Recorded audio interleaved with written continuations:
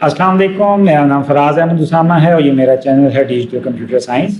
तो आइए चलते हैं आज के लेक्चर की तरफ। Chapter 1 overview of computer system, lecture 7 जिसका मेन टॉपिक है modern use of computers in today's life और इसका फोर्थ टॉपिक है डाटा सेंटर्स। तो आइए देखते हैं कि डाटा सेंटर्स क्या चीज़ है। सबसे पहला क्वेश्चन आ जाता है कि what is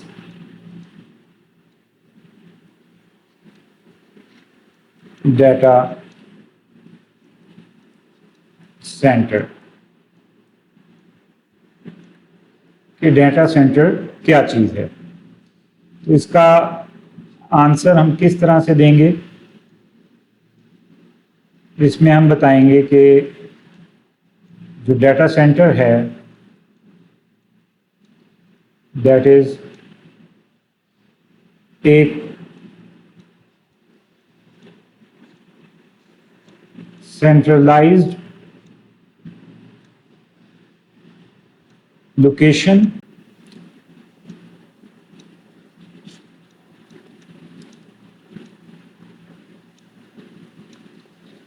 ji, data centre एक ऐसी सेंट्रलाइज्ड लोकेशन है जिसके अंदर हम क्या काम कर सकते हैं।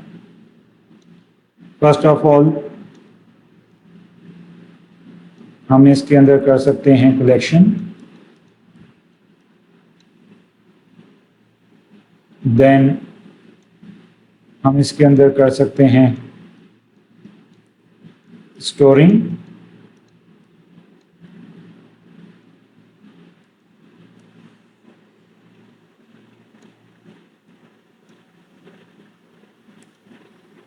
देन इसके बाद हमारे पास थर्ड ऑप्शन आता है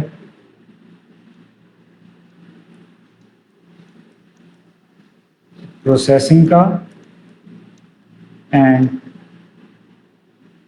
फाइनल एंड फोर्थ ऑप्शन है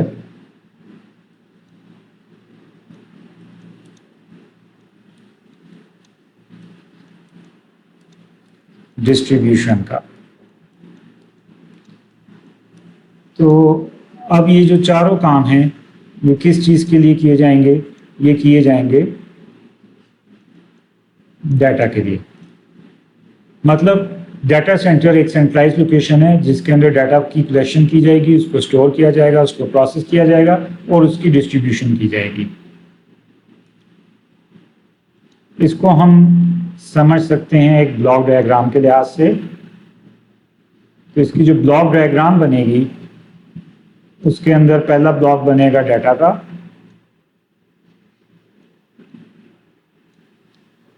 और उसके साथ हमारे पास फिर नेक्स्ट ब्लॉक बनेगा जिसके अंदर के हम मेंशन करेंगे कलेक्शन को,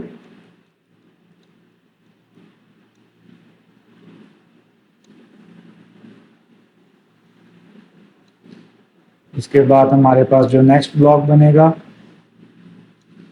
उसके अंदर हम लिखेंगे स्टोरिंग का ऑप्शन,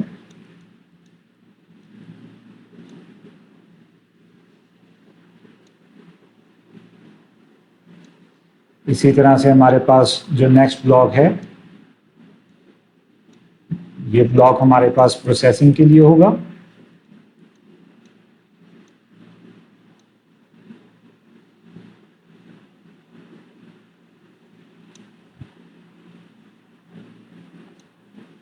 एंड फाइनली हमारे पास जो फोर्थ ब्लॉक आएगा वो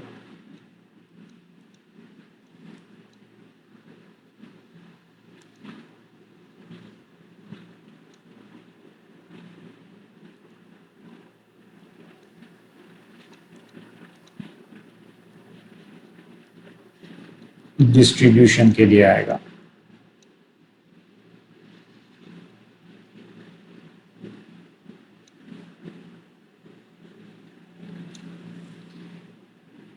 अब यहाँ से हम बता सकते हैं कि डाटा प्रोसेस हो रहा है, डाटा की डिस्ट्रीब्यूशन हो रही है, डाटा की स्टोरेज हो रही है, स्टोरिंग हो रही है और डाटा की कलेक्शन हो रही है।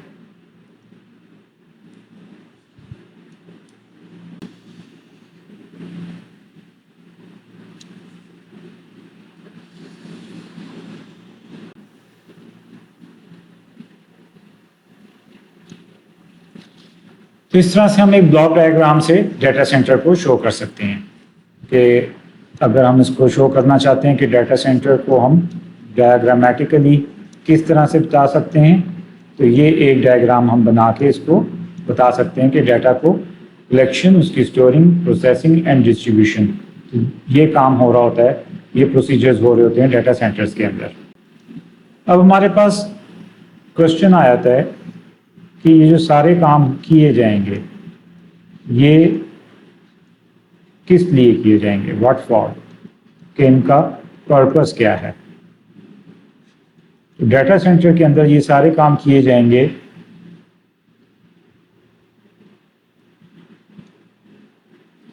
वास्ट अमाउंट ऑफ डाटा के लिए। इसका मतलब ये हुआ कि जो डाटा है, जो डाटा सेंटर में जिसके ऊपर काम किया जाएगा, वो कोई छोटी अमाउंट नहीं होगी डाटा की, एक बहुत बड़ी अमाउंट होगी, जिसके लिए डाटा सेंटर को बनाने का पर्पस है कि इसके अंदर एक बड़ी तादाद के अंदर डाटा को प्रोसेस किया जाए, स्टोर किया जाए, कलेक्ट किया जाए और डिस्ट्रीब्यूट किया जाए। नेक्स्ट क्वेश्चन आ जाएगा कि which equipment is required for it, कि अगर इतना वास्ट अमाउंट ऑफ डाटा है तो उसके लिए फिर हमें कौन से इक्विपमेंट की ज़रूरत होगी। तो उसके लिए हमें चाहिए होंगे सर्वर्स, इसी तरह हमें रिक्वायरमेंट होगी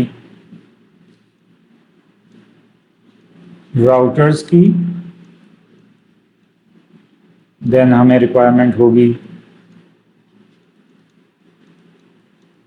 स्विचेस की, एंड इसी तरह हमें रिक्वायरमेंट होगी बैकअप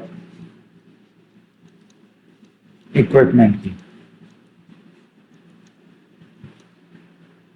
इसका क्या मतलब हुआ? इसका मतलब हुआ कि ये सारी चीज़ें किस लिए रिक्वायर्ड हैं, क्योंकि हमें एक नेटवर्क बनाना होगा, और इसका क्या मतलब हुआ कि उसका जो नेटवर्क ये अब बनेगा, ये डेफिनेटली ये सारी डिवाइसेस नेटवर्क के लिए। तो इसका मतलब है कि इसके अंदर हमारे पास मल्टीपल कंप्यूटर्स यूज होंगे। अब ये कंप्यूटर्स कितने हो सकते हैं? पॉसिबल है कि ये कंप्यूटर्स हमारे पास 100 प्लस हों, या पॉसिबल है कि ये हमारे पास 500 प्लस हों, और can be a possibility of 1000 plus. मतलब कोई हार्ड एंड फास्ट रूल नहीं है, कम ज़्यादा तादाद हो सकती है कंप्यूटर्स की। अब अगर एक इतना बड़ा नेटवर्क बनेगा तो नेक्स्ट क्वेश्चन आ जाता है,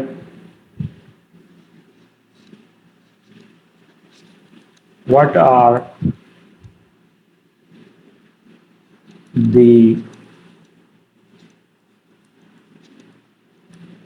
other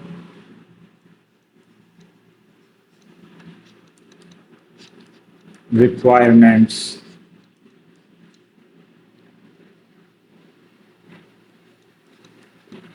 for it, और ऐसी कौन सी रिक्वायरमेंट्स हैं जिनकी हमें यहाँ पे ज़रूरत पड़ेगी। अगर इतना ज़्यादा इक्विपमेंट हम यूज़ कर रहे हैं और नेटवर्क बना रहे हैं तो हमें ज़रूरत पड़ सकती है एयर कंडीशनिंग की,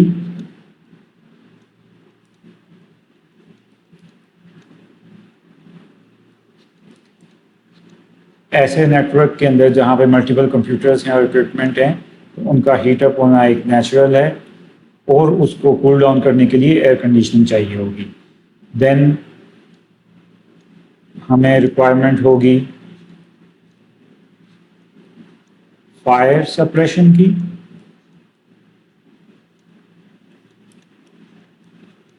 ये एक प्रिकॉशनरी मेजर के तौर पे रखा जाएगा। इसी तरह हमें रिक्वायरमेंट होगी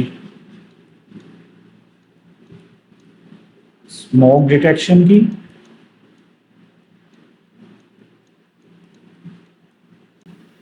ताकि किसी भी ऐसी सूरत हाल से निपटा जा सके जिसके अंदर स्मोक या फायर वाला ऑप्शन आ रहा है। देन हमारे पास एक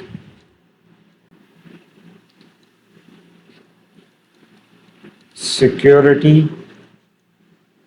एंट्री का ऑप्शन भी होना चाहिए ताकि इस जगह के अंदर कोई भी और पर्सन विदाउट सिक्योरिटी एंटर ना हो सके। तो ये सारी चीज़ें भी ज़रूरत पड़ेंगी।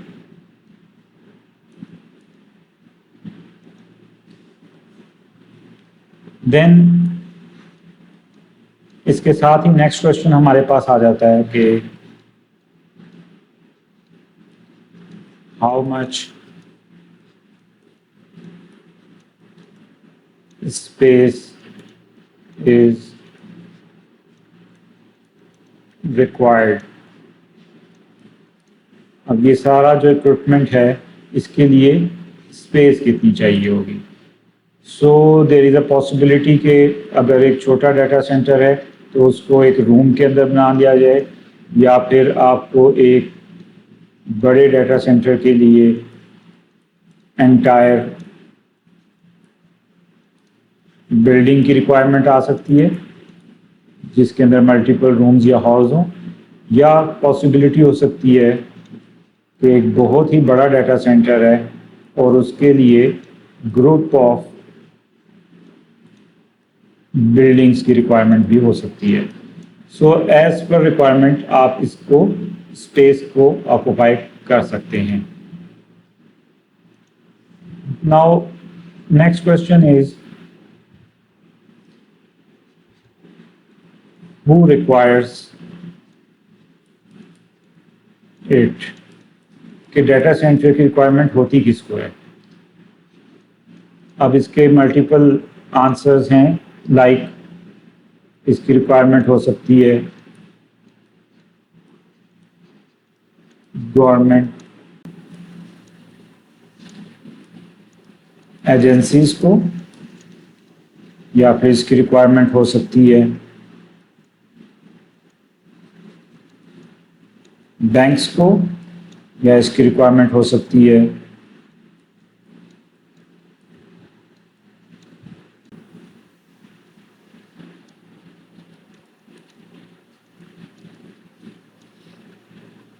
एजुकेशनल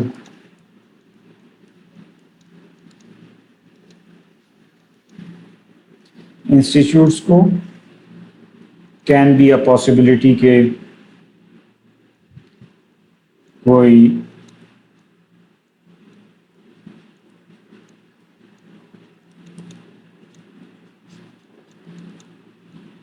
टेलीकम्युनिकेशन कंपनी है। देन लास्ट पे हमारे पास ऑप्शन हो सकता है किसी भी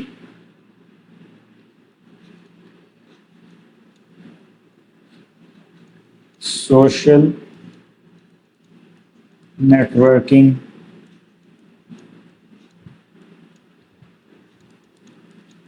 सर्विसेज का। सो ये कुछ ऑप्शंस हैं जो यहाँ पे आपको बताए जा रहे हैं कि क्यों रिक्वायरमेंट हो सकती है, कैसे हो सकती है। हाँ, क्यों का जो आंसर है कि ये रिक्वायरमेंट क्यों हो सकती है, इसके अंदर आपके पास, क्योंकि ये ऐसे इदारे हैं, ऐसी ऑर्गेनाइजेशंस हैं जहाँ पे वास्ट अमाउंट ऑफ डाटा इस्तेमाल होता है। तो ऐसे तमाम जगह, ये कुछ 5 एग्जांपल्स हैं, कुछ का मतलब है जस्ट 5 एग्जांपल्स हैं। इसके अलावा बेशुमार ऐसी ऑर्गेनाइजेशंस हैं जिनको कि डाटा सेंटर की रिक्वायरमेंट हो सकती है। अब इसके साथ ही एक लास्ट छोटा सा पॉइंट है कि मुख्तलिफ जो कंपनीज हैं वो क्या कर रही हैं, उनके जो डाटा सेंटर्स हैं